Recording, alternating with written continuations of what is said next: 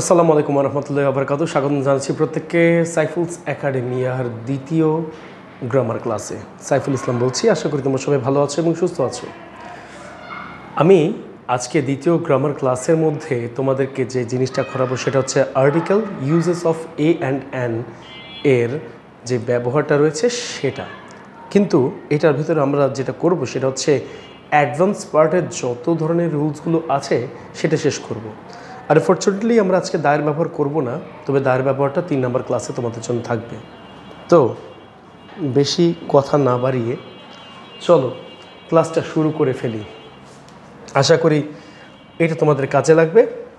আমরা আজকে যে ক্লাসটা করছি এই ক্লাসটা হচ্ছে গিয়ে 2 নম্বর ক্লাস। আমি তাই 1 কেটে দিয়ে 2 নম্বর ক্লাসে আসছি। এখন যেটা আমাদের দরকার, প্রথমত এর আগের ক্লাসে আমি যেটা করিয়েছিলাম তোমাদেরকে সেটা হচ্ছে আমরা ভাওয়েল এবং কনসোনেন্ট দিয়ে না করে কিভাবে আর্টিকেল স্বরবর্ণ এবং ব্যঞ্জন বর্ণ দিয়ে করতে পারি এবং স্পেশালি এ এর ব্যবহারটা করতে পারি সেটা সম্পর্কে তোমাদেরকে আমি ধারণা দিয়েছিলাম। পরবর্তী যেটা আছে সেটা তো ঠিক একই কাজ করেছি, আগের ক্লাসটা সম্পর্কে ধারণা দিলাম তোমাদেরকে। এবং এরপরে চলে আসি আমরা রুল নাম্বার 1-এ। রুল নাম্বার 1-এর মধ্যে দেখা যাচ্ছে যদি কোনো সেন্টেন্সের মধ্যে আমরা lots, little, few, many, great many, good deals ইত্যাদি দেখতে পাই, তাহলে গ্যাপে অবশ্যই আমাদেরকে এখানে এ বসাতে হবে। ওকে, দেখো এইখানে যেটা তুমি দেখতে পাচ্ছ সেটা হচ্ছে গিয়ে গ্যাপের পরে তুমি দেখতে পাচ্ছ গ্রেট মেনি। গ্রেট উচ্চারণ করতে কিন্তু গ লাগে, তাই না? এইভাবে আসে কিন্তু লাগে কিন্তু অ্যাকচুয়ালি গ। আর এই গটা কি?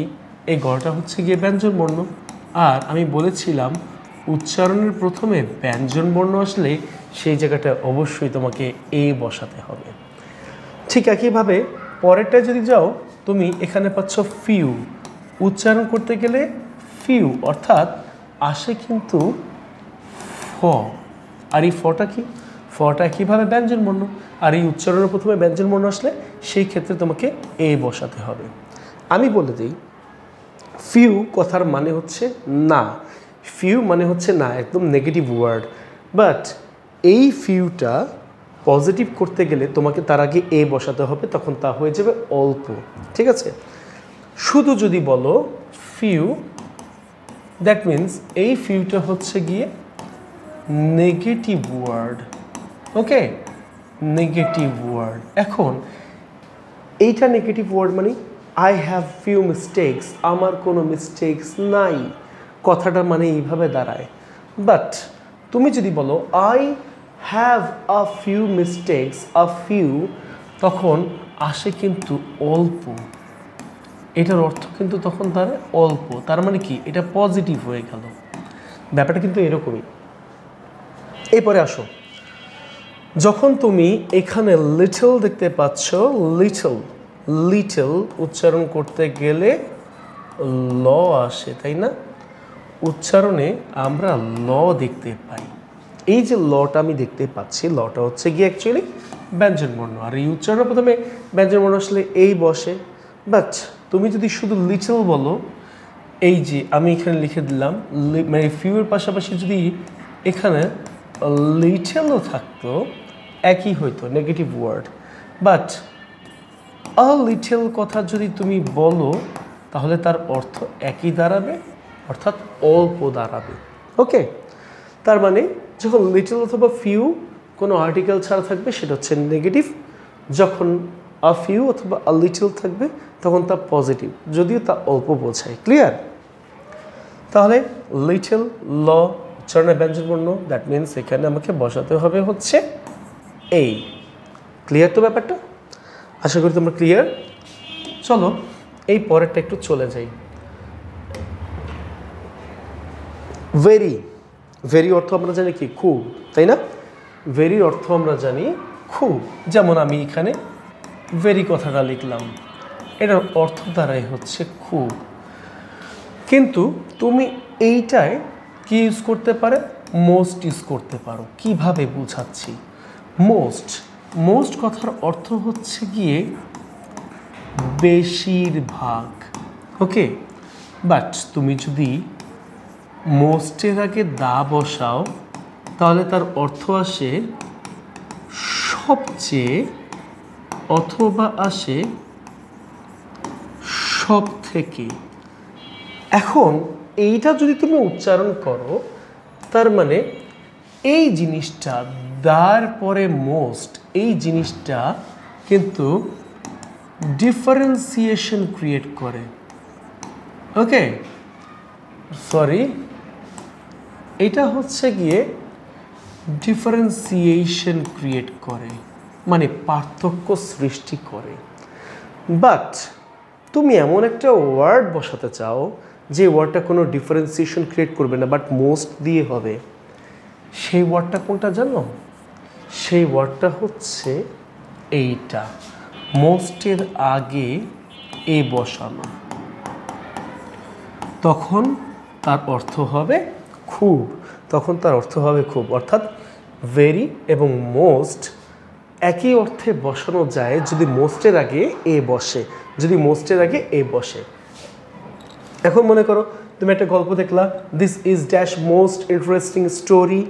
এখন তুমি যদি এখানে বসাও যে this is the most interesting story, এইটাই সব থেকে চমৎকার গল্প, তার মানে আর বাকি গল্পগুলো চমৎকার নয়, তুমি তার সাথে ডিফারেন্সিয়েশন ক্রিয়েট করে ফেলছো। এখন না বসিয়ে তুমি যদি এই জায়গাটায় এ বসাও, অ্যাজ লাইক এরকমভাবে এ বসাও, তখন এটার অর্থ কি আসে জানো? তখন এটার অর্থ আসে হচ্ছে গিয়ে এটা খুব চমৎকার একটা গল্প, তার মানে বাকি গল্পগুলো তোমার ভালো লেগেছে, বা অনেক গল্প আছে যেটা তোমার ভালো লাগে, তার পাশাপাশি এইটাও চমৎকার একটা গল্প। তখন কিন্তু ডিফারেন্সিয়েশন ক্রিয়েট করে না, দ্যাটস ওয়াই এটা এইভাবে আসবে। ক্লিয়ার তো? এরপরে আসো, আমরা পরেরটাতেও ঠিক একই কাজ করব। যদি আমরা ডিফারেন্সিয়েশন ক্রিয়েট করতে চাই, আমি মোস্টের আগে দা বসাবো। যদি আমি ডিফারেন্সিয়েশন ক্রিয়েট না করতে চাই, তাহলে মোস্টের আগে এ বসাবো, দ্যাটস ইট। আর কেন এটা মোস্টের আগে এটা বসছে সেটাও দেখাই দিই। মোস্ট কথাটা উচ্চারণ করতে গেলে আসে ম, এইভাবে আসে। আর তারপরেরটাও ঠিক একই, মানে সেম জিনিস ক্রিয়েট করে। আর সেম জিনিস ক্রিয়েট করা মানে কি, এটা ব্যঞ্জন বর্ণের উচ্চারণে চলে আসে। আর উচ্চারণের প্রথমে ব্যঞ্জন বর্ণ আসলে তখন কিন্তু অবশ্যই আমাকে এ বসাতে হবে। আশা করি সবাই বুঝতে পেরেছি। তো চলো একটু পরেরটায় যাই। পরিচিত যত ব্যক্তি আছে, পরিচিত ব্যক্তি থাকলে আমরা তার নামের আগে এ ইউজ করি না, বাট বরিশালের ভাষার ক্ষেত্রে একটু অন্যরকম। মনে করো কুদ্দুসকে ডাকতেছে, বলতেছে কি এ কুদ্দুস, ডাক দিছে। হ্যাঁ, মনে করো আবুলদের ডাক দিছে, এ আবুল ডাক দিছে, তাই না? ডাক দিছে এইভাবে। কিন্তু আমরা এখন যেটা শিখবো, এটা আইএলটিএসের নিয়মেও আছে এবং আমাদের আর্টিকেল এএন এর নিয়মেও আছে। মনে করো ব্যক্তিকে তুমি চিনো না, একেবারেই চেনো না। না চিনলে কি করবে? না চিনলে এই যে ব্যক্তিটা তোমার সাথে এই যে বলতেছে dash mister Azad has been arrested, জনাব আজাদকে গ্রেপ্তার করা হয়েছে, কিন্তু আজাদকে আমি চিনি না, আজাদকে চিনি না। না চিনলে কি হবে? না চিনলে তুমি তার নামের আগে এইখানে মিস্টার কথা আসতে গেলে কি আসে? মি, মানে ম আসে। আর মটা কি? মটা হচ্ছে গিয়ে ব্যঞ্জন বর্ণ, তাই না? ব্যঞ্জন বর্ণ। আর এই উচ্চারণের প্রথমে ব্যঞ্জন বর্ণ বসানোর কারণে তোমাকে এইখানে এ বসাতে হবে। অর্থটা কি দাঁড়ায় জানো? অর্থটা দাঁড়ায় হচ্ছে জাহিদ আছে, আচ্ছা জাহিদ বুঝলাম। তখন এই অর্থটা পুরো দাঁড়ায় হচ্ছে জাহিদ নামক একজন ব্যক্তিকে গ্রেফতার করা হয়েছে।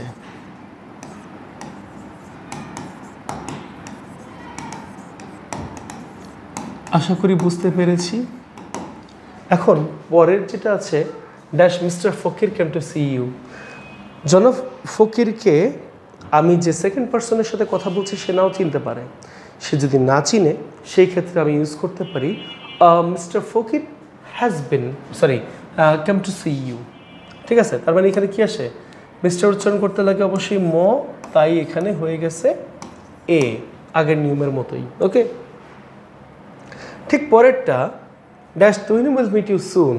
তুহিন নামক একজন ব্যক্তি তোমার সাথে শীঘ্রই দেখা করবে।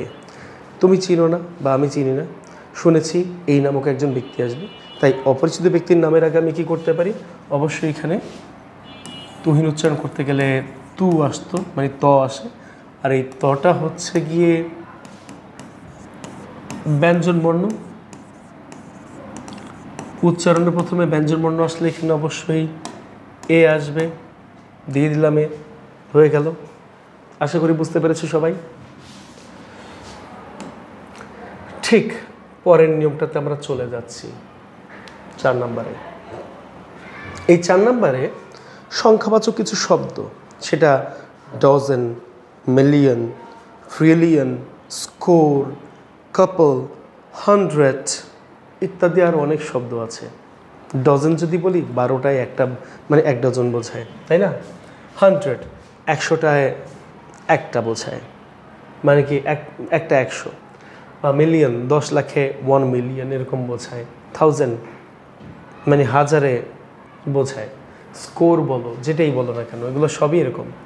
এখন উচ্চারণ একটু করে দেখি। উচ্চারণের ক্ষেত্রে কি আসতেছে? মিলিয়ন উচ্চারণ করতে গেলে আসে মি, আর জিনিসটা কি? মি মানে ম। উচ্চারণের শুরুতে কি আসে? ম আসে, দ্যাট মিনস এইটা একটা ব্যঞ্জন বর্ণ আসে। উচ্চারণের প্রথমে ব্যঞ্জন বর্ণ আসলে কি বসে? তখন কিন্তু এই জায়গাটায় এ বসে যায়। ক্লিয়ার? তারপরে ডজন, ডজন কথাটা উচ্চারণ করে দেখি, আসে ড। ডটাও কিন্তু অ্যাজ এ সেম অ্যাজ ব্যঞ্জন বর্ণ। আর এই উচ্চারণের প্রথমে ব্যঞ্জন বর্ণ থাকার কারণে এই জায়গা তো আমরা এ বসাচ্ছি। এরপরে দে ইনভাইটেড ড্যাশ 100 পিপল। 100 কথাটা উচ্চারণ করতে গেলে আসে হা, আর এই হাটা কিন্তু অ্যাজ এ সেম অ্যাজ ব্যঞ্জন বর্ণ। ওকে, সো উচ্চারণের প্রথমে ব্যঞ্জন বর্ণ আসলে কী হবে? অবশ্যই এ বসে। দ্যাটস ইট, এই তো। সো এইভাবে আই এম সরি, আমরা রুল নাম্বার 4-এ পৌঁছে গেলাম। এরপরে আসো তোমাদেরকে একটু রুল নাম্বার 5টা দেখিয়ে দিই। ওকে, সর্বজনীন বর্ণনা বা পরিচয় বোঝালে সেই ক্ষেত্রে আর্টিকেল এ বসতে পারে, অনেক সময় অ্যান বসে, সেটা শুধুমাত্র পরিচয়ের ক্ষেত্রে, শুধুমাত্র পরিচয়ের ক্ষেত্রে বসে। তো চলো, সর্বজনীন বর্ণনাগুলো কি? সর্বজনীন বর্ণনাগুলো হচ্ছে গিয়ে এইগুলো: it is a matter of joy, it is a matter of sorrow, it is a matter of wonder, it is a matter of shame.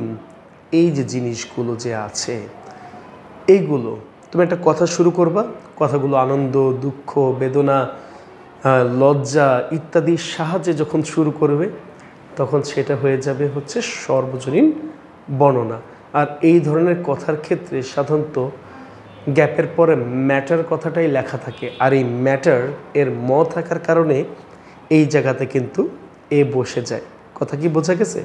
পরিচয়টাও দেখিয়ে দিচ্ছি। যেমন এখানে দেখা যাচ্ছে,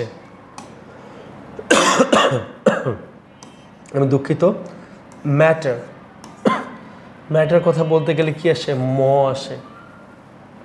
সেমভাবে এই মটাও ব্যঞ্জন বর্ণ, খুব ভালো করেই জানো। আর এটা যদি ব্যঞ্জন বর্ণ হয় তাহলে তোমাকে অবশ্যই এখানে বসাতে হবে এ, কারণ ব্যঞ্জন বর্ণ উচ্চারণের প্রথমে ব্যঞ্জন বর্ণ দেখলে এ বসে। ঠিক আছে? আর এটা ফেস না, এটা অ্যাকচুয়ালি হবে হচ্ছে ফ্যাক্ট। অ্যাকচুয়ালি এটা দিয়ে হবে হচ্ছে ফ্যাক্ট।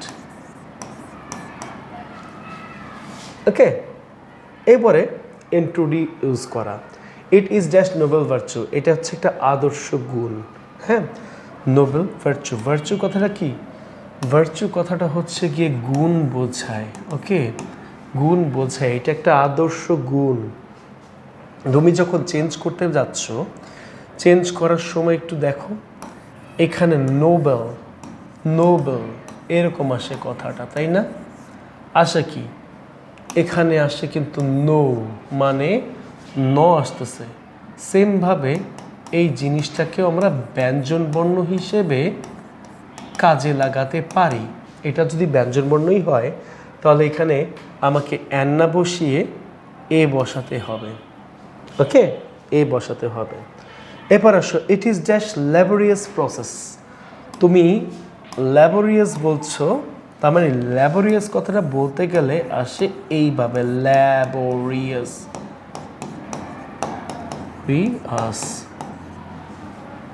পাচ্ছ কি শুরুতে ল্যা পাচ্ছ, এইটা কি একটা ব্যঞ্জনবর্ণ। উচ্চারণের প্রথমে ব্যঞ্জনবর্ণ পাইছো, তাই এখানে এই বসাই দিছো। এবং এই যে দুইটা তুমি দেখতে পাচ্ছ, এই দুইটা জিনিস, এই দুইটাকেই বলা হয় ইন্ট্রোডাকশন। ওকে, এই দুইটাই হচ্ছে গিয়ে ইন্ট্রোডাকশন। আশা করি বুঝতে পেরেছো সবাই। এই পরেরটা আসি তাহলে, রোল নাম্বার 6। এখানে আমরা যেটা দেখতে পাচ্ছি ফ্র্যাকশন। ফ্র্যাকশন কথাটা মানে কি? ভগ্নাংশ, তাই না? এটা মানে হচ্ছে ভগ্নাংশ।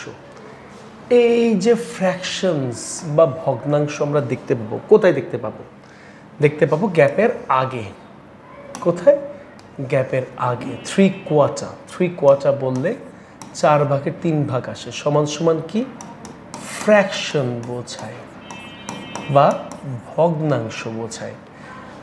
এই যে এইটার পরে, গ্যাপের পরে তুমি এখানে নাউন দেখতে পাচ্ছ, বাট নাউনের উচ্চারণ করতে গেলে আসে পাউন্ড, এইভাবে আসে। অর্থাৎ শুরুতে তুমি কি দেখতে পাও? প দেখতে পাও। প দেখাটা তো ব্যাপার না, কথা হচ্ছে এটা স্বরবর্ণ নাকি ব্যঞ্জন বর্ণ, এইটা মাথায় নিতে হবে। এইটা কি ব্যঞ্জন বর্ণ বোঝা যাচ্ছে যেহেতু প আছে, আর উচ্চারণ প্রথমে ব্যঞ্জন বর্ণ থাকলে তোমাকে কি করতে হবে? অবশ্যই এখানে এ বসিয়ে দিতে হবে। That's it. তার মানে কি বুঝলাম?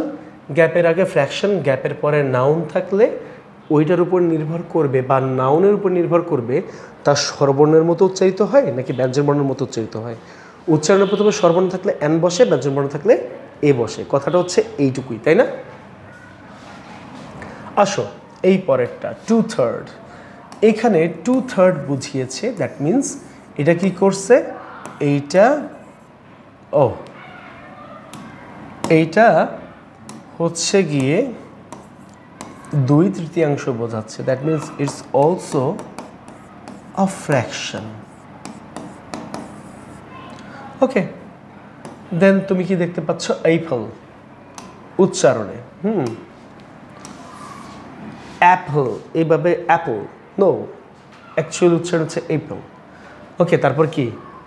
অ্যাপেক্স বলে না, বাংলায় কি বলে? অ্যাপেক্স। নো, অ্যাপেক্স না, এইপেক্স। এটা উচ্চারণ হচ্ছে এইপেক্স। তোমরা যারা এর আগে করছিলে, এইটা হচ্ছে এইপেক্স বলা হয়।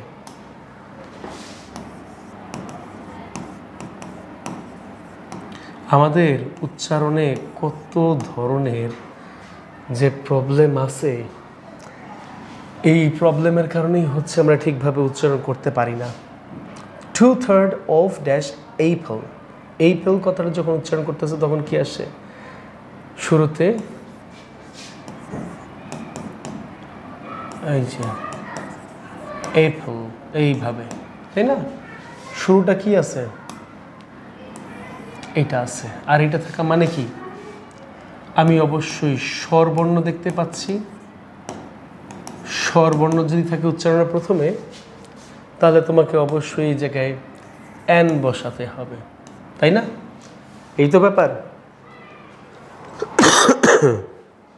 আশা করি তোমরা সবাই বুঝতে পেরেছো। চলো একটু পরেরটায় চলে যাই। এটাতে এখন এটা কিভাবে করব দেখো। যদি কোনো সেন্টেন্সের শুরুতে ওয়ার্ড থাকে, ওয়াট, আমরা জানি ওয়াট হচ্ছে কি এটা WH কোশ্চেন, তাই না? WH ওয়ার্ড বলা যায়। আবার এটা যখন প্রশ্নবোধক চিহ্নতে বসে তখন সেটা WH কোশ্চেন, তাই না? What, whom, who, which, where, when, why, whose, how ইত্যাদি কত কিছু যে আছে, তাই না? এগুলো এটা ছাড়া আর নাই, এটা ছাড়া আর নাই যদিও। যাই হোক, এখন তুমি দেখতে পাচ্ছ যদি কোনো সেন্টেন্সের শুরুতে ওয়ার্ড দেখা যায় এবং তারপরে যে সাইনটা দেখা যায়, এই সাইনটা যদি এক্সক্ল্যামেশন সাইন হয়,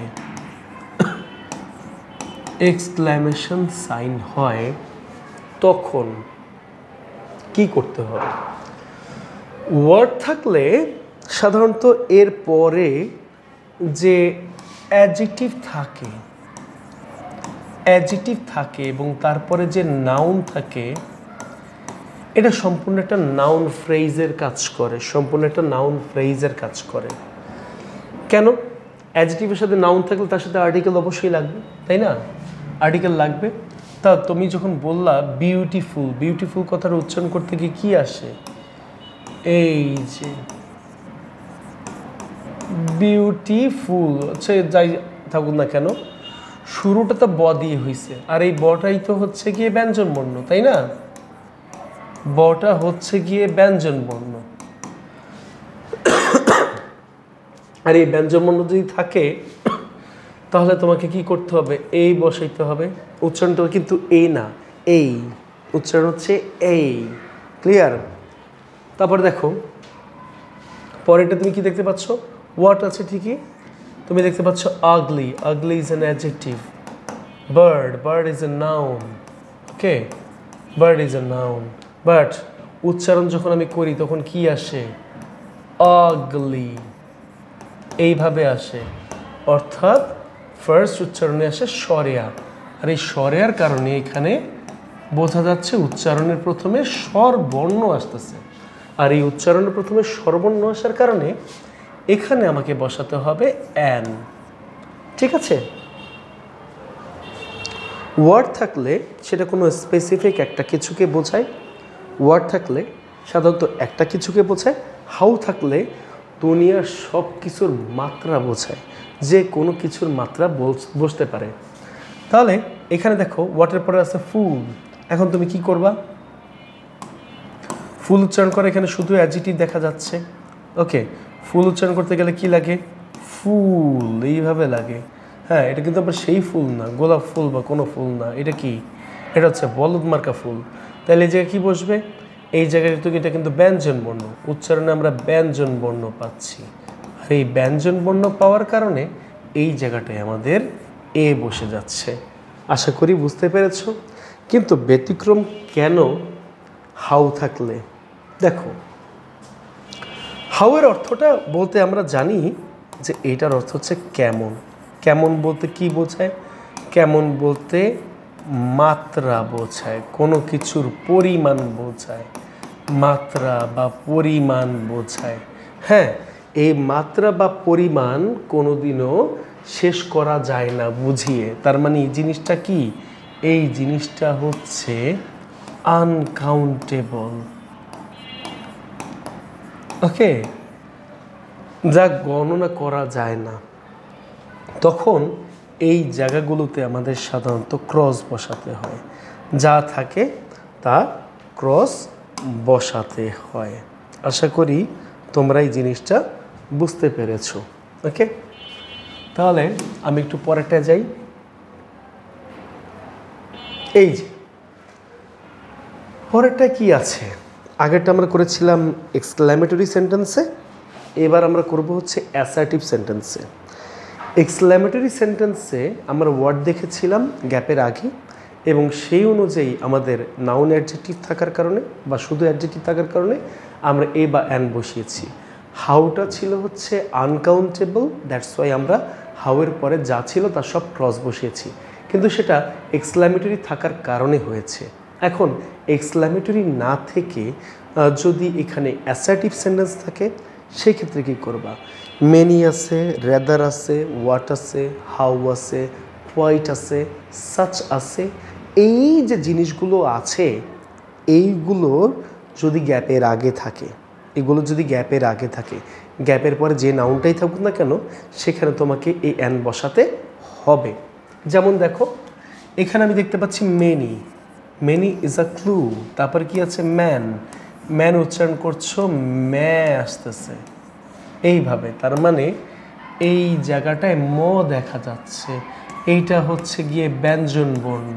আর উচ্চারণের উপরে মানে উচ্চারণের প্রথমে ব্যঞ্জন বর্ণ থাকলে তোমাকে বসাইতে হবে এই যে পরের আগেরটা তো করেই নেই সাচ, এটাও একটা ক্লু, কিন্তু উচ্চারণ করে দেখো আসে কি ইনসাল্ট, এইভাবে আসে তাই না, ইনসাল্ট আসে। বলো তো এত ব্যাখ্যা দেওয়ার পিছনে কারণ কি? তোমাদের মধ্যে অনেক স্টুডেন্ট আছে যারা হচ্ছে গিয়ে মানে অনেক ভালো, আবার কিছু আছে যারা হচ্ছে গিয়ে খুব কম বুঝতে পারে। আমি বলবো না খারাপ কথাটা বলা যায় না।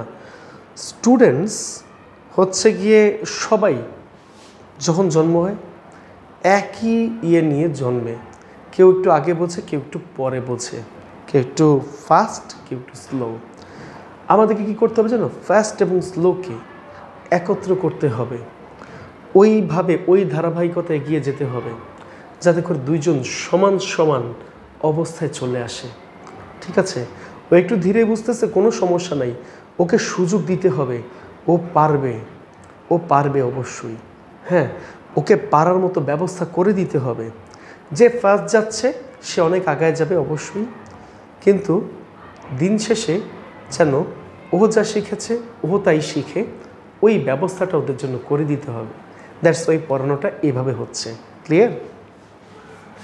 এখন দেখো নোবডি ক্যান, এখানে ফর কথাটা ভুলে আছে। Nobody can bear such dash insult, রস্বই আসতেছে উচ্চারণে, তার মানে কি বোঝাচ্ছে? স্বরবর্ণ আসতেছে। স্বরবর্ণ, ওই রে কি করলাম, স্বরবর্ণ আসতেছে, কারণ এটা হচ্ছে গিয়ে রস্বই, এই যে রস্বই, তাই এখানে কি করতে হচ্ছে? অ্যান বসাতে হচ্ছে। আমরা অ্যান বসাচ্ছি এই জায়গায়। এই পরেটা দেখো, many dash man, it is rather is another clue, that's why আমরা রাদার দেখার পর এখানে কিন্তু আমি আবার পাইছি, দেখো ডিফিকাল্ট, ইটস অ্যান অ্যাডজেক্টিভ, অ্যাডজেক্টিভের পরে কি পাচ্ছি? টাস্ক ইজ এ নাউন, এই জিনিসটা কিন্তু একটা নাউন। এটাকে আমি চাইলে কি করতে পারি? এটাকে আমি চাইলে করতে পারি হচ্ছে নাউন ফ্রেজ করে ফেলতে পারি। ওকে, তাহলে কি আসতেছে? Difficult task. ডিফিকাল্ট উচ্চারণ করতে কি লাগে? এই যে ডিফিকাল্ট উচ্চারণ করতে গেলে ডি অর্থাৎ এইটা তখন কিন্তু ব্যঞ্জন বর্ণ হয়ে যায়, আর এইটা যখন ব্যঞ্জন বর্ণ হয় তখন তোমাকে এখানে বসাইতে হবে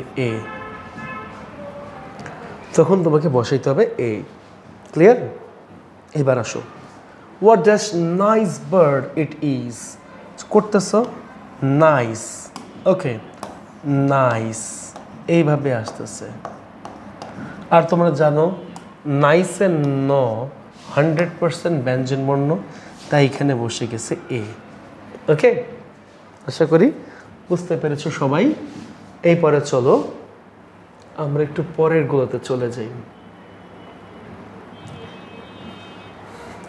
সো অথবা টু দ্বারা কি বোঝায়? সো অথবা টু এই দুইটা জিনিসই হচ্ছে কি অ্যাডভার্ব। কি অ্যাডভার্ব? এটা কি জানো বলতো? এইটা হচ্ছে অ্যাডভার্ব অফ ডিগ্রি। সো অথবা টুটা কি? এইটা হচ্ছে অ্যাডভার্ব অফ ডিগ্রি। কি আছে? অ্যাডভার্ব অফ টাইম আছে, অ্যাডভার্ব অফ প্লেস আছে, অ্যাডভার্ব অফ ম্যানার আছে, অ্যাডভার্ব অফ ডিগ্রি আছে, অ্যাডভার্ব অফ ফ্রিকোয়েন্সি আছে, তার সাথে আছে অ্যাফার্মেটিভ আর নেগেটিভ অ্যাডভার্ব। এই কটা অ্যাডভার্ব আছে। এটা হচ্ছে ডিগ্রি, মাত্রা বোঝায়, মানে সে এত ভালো একজন ছাত্র, এটা এত ভালো একটা ছাতা, মানে বা এরকম সে এত ভালো একজন গায়ক। এই কথাগুলো যখন আমি সো অথবা টু আনবো, তখন সো অথবা টু এর পরে এই জায়গাটায় থাকবে একটা অ্যাডজেক্টিভ, এবং গ্যাপের পরে অবশ্যই থাকবে একটা নাউন। তোমার কাজ কি জানো? তোমার কাজ হচ্ছে গিয়ে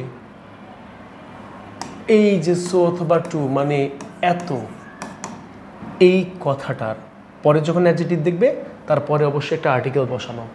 এখন সেই অনুযায়ী এখানে আর্টিকেল কি বসে? এই যে তুমি দেখতে পাচ্ছ এটা স্টুডেন্ট এরকম দেখতে পাচ্ছ, তাই না? তাহলে স্টুডেন্ট বলতে গেলে দন্তেশ্বর ট আসে, আর দন্তেশ্বর ট আসা মানে কি? ব্যঞ্জন বর্ণ আসা। আর এই উচ্চারণের প্রথমে ব্যঞ্জন বর্ণ যখন আসবে তখন অবশ্যই তোমাকে এই বসাইতে হবে, তাই না? এই বসাইতে হবে। এরপরে আসো, ইট ইজ টু ইন্টারেস্টিং, এটা এত চমৎকার, ড্যাশ ম্যাটার। সেম এখানে টু মানে এত বোঝানো হয়েছে, interesting is an adjective, gap আছে, গ্যাপের পরে মেইঠা, হ্যাঁ এটা কি নাউন। উচ্চারণে কি আসে? উচ্চারণে আসে হচ্ছে ম্যাচার। পাচ্ছ কি তাহলে? ম্যাচারের ম আর সুন্দরভাবে একটা ব্যঞ্জন বর্ণ, তখন এই জায়গায় কিন্তু বসে যায় এই। সেম টু সেম, আর বলা লাগবে না মনে হয় তোমাদেরকে, বা এই নিয়মটা বেশি একটা বোঝানো লাগবে না। আমব্রেইলা শুরুটা হয় কিন্তু আ দিয়ে, আর এই আ থাকার কারণে এই জায়গাটায় স্বরবর্ণ দেখা যাচ্ছে, আর এই স্বরবর্ণ দেখা যাওয়ার কারণে এই জায়গাটায় এন বসবে। Okay, clear? Then Raju is so dangerous dash man. So মানে কি?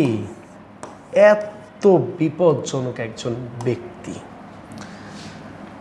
সো আমরা এইটা করে ফেললাম, ম্যানের ম আসলো, ম্যা করতে থাকলো, ব্যঞ্জন বর্ণ আসে উচ্চারণে, উচ্চারণের প্রথমে ব্যঞ্জন বর্ণ আসলে এই বসাতে হয়। ঠিক আছে, হয়ে গেল। তো আসো পরেরটা যাই।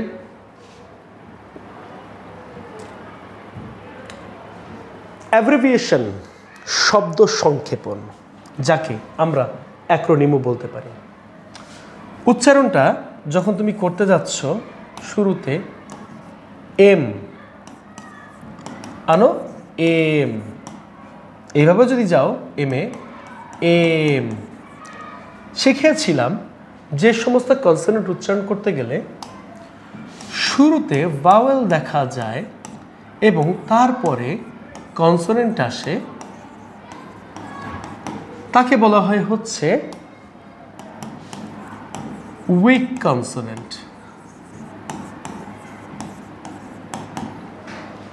এটা শুরুটাও একইভাবে হয়েছে। তাহলে কি আসতেছে? উচ্চারণ কিন্তু শুরুতে ভাওয়েল আসতেছে, বা কি আসতেছে? স্বরবর্ণ আসতেছে। তুমি যখন উচ্চারণ করছো তখন এই এর কারণে এটা কিন্তু স্বরবর্ণ হয়ে গেছে, অর্থাৎ উচ্চারণ কি হবে তোমরা ভালো করে জানো? অ্যান হবে, তাই না? অ্যানই তো হবে। এইখানে কেন এটাকে অ্যাব্রিভিয়েটেড ওয়ার্ড বা অ্যাক্রোনিম বোঝানো হয়েছে? খেয়াল করলে দেখতে পারবে এই এমপি হচ্ছে গিয়ে মেম্বার অফ পার্লামেন্ট। কি? Member of parliament. খেয়াল করলে দেখবে এম এবং পি একসাথে আছে এইভাবে। যদি কোনো প্রিপোজিশন থাকে ভেতরে, প্রিপোজিশনটা একেবারেই বন্ধ, প্রিপোজিশনের দরজা বন্ধ অ্যাক্রোনিম বা অ্যাব্রিভিয়েশনের ক্ষেত্রে, এবং যদি আর্টিকেল থাকে সেটাও বসবে না। যেই সমস্ত ওয়ার্ডগুলো স্পেশালি ডেজিগনেশন, স্পেশালি কোনো দেশের নাম, স্পেশালি কোনো ডিগ্রির নামগুলোকে মানে একেবারে অনেকগুলো ওয়ার্ড থাকবে, সেটাকে সংক্ষেপণ করে যে ওয়ার্ড বানানো হয় তাকে বলা হয় অ্যাক্রোনিম বা অ্যাব্রিভিয়েটেড ওয়ার্ড বা অ্যাব্রিভিয়েশন। ক্লিয়ার? এই মেম্বার অফ পার্লামেন্টের এমপি, এখানে সংক্ষেপে এমপি নামে আসছে, এটাকেই হচ্ছে গিয়ে অ্যাব্রিভিয়েটেড ওয়ার্ড বা অ্যাক্রোনিম বলা হয়, যেটা আমি অলরেডি এখানে আলোচনা করেছি। অ্যাব্রিভিয়েশন লেখা আছে, তোমরা চাইলে এটাকে বলতে পারো এইটা অ্যাব্রিভিয়েটেড ওয়ার্ড, অথবা বলতে পারো অ্যাক্রোনিম।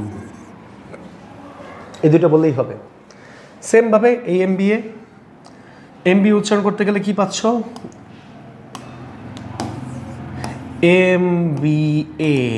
এমবিএ শুরুতে কি পাওয়া যায়? এ পাওয়া যায়। আর এটা কি? এটা একটা স্বরবর্ণ। আর এটার কি? এটা পুরোটা বলতে গেলে কি আসে? এটা পুরোটা বলতে গেলে হচ্ছে মাস্টার্স অফ বিজনেস অ্যাডমিনিস্ট্রেশন, এই কথাটা আসে। ওকে, সংক্ষেপে কথাটা কি দাঁড়াচ্ছে? এমবিএ, তাই না? সংক্ষেপে কথাটা দাঁড়াচ্ছে হচ্ছে এমবিএ। এইটাই তুমি হচ্ছে গিয়ে লিখলা, কি পাইলা? স্বরবর্ণ পাইলা। উচ্চারণের প্রথমে স্বরবর্ণের কারণে এটা এন হয়ে গেল। ঠিক পরেরটা এইচএসসিতে যারা পড়ো, এইচএসসি মিনিং তো তোমাদের আর বলার দরকার নেই, তোমরা জানো already. Higher secondary school certificate, তাই না? হায়ার সেকেন্ডারি স্কুল সার্টিফিকেট উচ্চারণ কি আসে? উচ্চারণে আসে এইচ। তার মানে কি? শুরুতে এ দেখা যায়, আর এ দেখা যায় মানে এই জিনিসটা কি? এই জিনিসটা ব্যঞ্জন বর্ণ। আর এই জিনিসটা ব্যঞ্জন বর্ণ হওয়ার কারণে এই জায়গায় বসে যাবে এ। নো, এখানে একটা ভুল আছে, তোমরা তো ধরতে পারলা না। এখানে এইটা হচ্ছে স্বরবর্ণ, কারণ এটা হচ্ছে স্বরবর্ণ, তাই না? তাহলে এটা কি পেলা? এটা হচ্ছে স্বরবর্ণ পেলা। আর এই স্বরবর্ণ হওয়ার কারণে এই জায়গায় হয়ে যাবে এন। তার মানে উইক কনসোনেন্টের ম্যাক্সিমাম যিনি উইক কনসোনেন্ট সবই হচ্ছে গিয়ে এনই বসে। উইক কনসোনেন্ট যখন অ্যাক্রোনিম বা অ্যাব্রিভিয়েটেড ওয়ার্ড আকারে বসে তখন। আসো এরপর আমরা আজকে শেষ রুলে চলে যাই।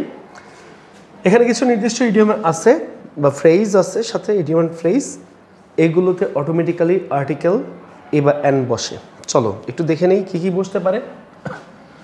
আ লট অফ, এটার অর্থ তোমরা জানো, প্রচুর পরিমাণে, তাই না? প্রচুর পরিমাণে। আ নাম্বার অফ, আমরা বলতে পারি অসংখ্য বা কিছু সংখ্যক, এইটাও বলা যায়। অ্যান অ্যামাউন্ট অফ, পরিমাণে। ওকে, আ গ্রেট ডিল অফ, পারো তোমরা।